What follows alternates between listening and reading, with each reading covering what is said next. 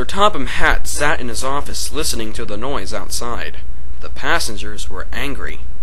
The station master came in. "There's trouble in the shed, sir. Henry is sulking, there's no train, and the passengers are saying this is a bad railway." "Indeed," said Sir Topham Hatt. "We cannot allow that." Sir Topham Hatt found Gordon, James, and Henry looking very cross. "Come along, Henry. It's time your train was ready." "Henry's not going," said Gordon. "We won't shunt like little tank engines. That was Thomas's job. We are important tender engines. You fetch our coaches and we will pull them. Tender engines do not shunt." "Oh, indeed," said Sir Topham Hatt. "We'll see about that. No engine on my railway is too important for small jobs." And he hurried away to find Edward. The yards have never been the same since Thomas left to run his branch line. Edward was shunting. "Leave these freight cars, please, Edward," said Sir Topham Hatt. "I would like you to push coaches for me in the yard." "Thank you, sir. That will be a nice change." "That's a good engine. Off you go, then."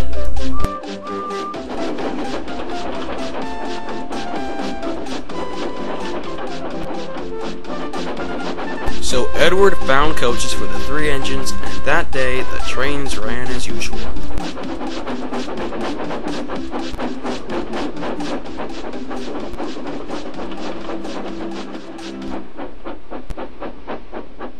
But next morning, Edward looked unhappy. Gordon came clanking past, hissing rudely.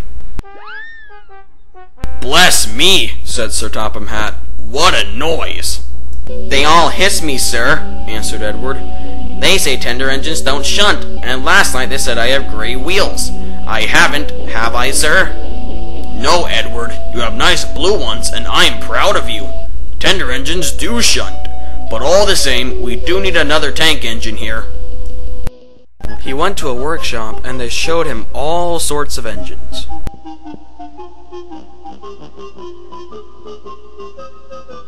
At last he saw a smart little green engine with 4 wheels. "That's the one," he thought.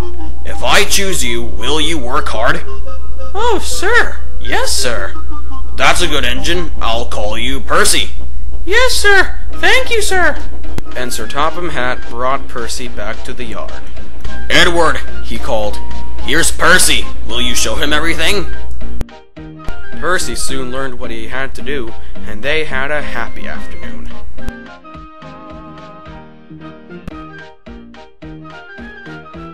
Then Henry came by, hissing as usual. "Wheesh!" went Percy. Henry jumped and ran back to the shed. "How beautifully you wheeshed him," laughed Edward. "I can't wheesh like that." "Oh," said Percy, "that's nothing. You should hear them in the workshop. You have to wheesh loudly to make yourself heard." Next morning, Thomas arrived. "Sir Topham Hatt sent for me. I expect he wants help," he said to Edward. "Shh, shh, here he comes," replied Edward. "Well done, Thomas. You've been quick. Listen, Henry, Gordon, and James are sulking. They say they won't shunt like little tank engines, so I've shut them up, and I want you both to run the line for a while."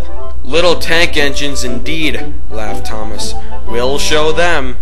"And Percy shall help too." "Oh, sir! Yes, sir! Please, sir!" answered Percy happily.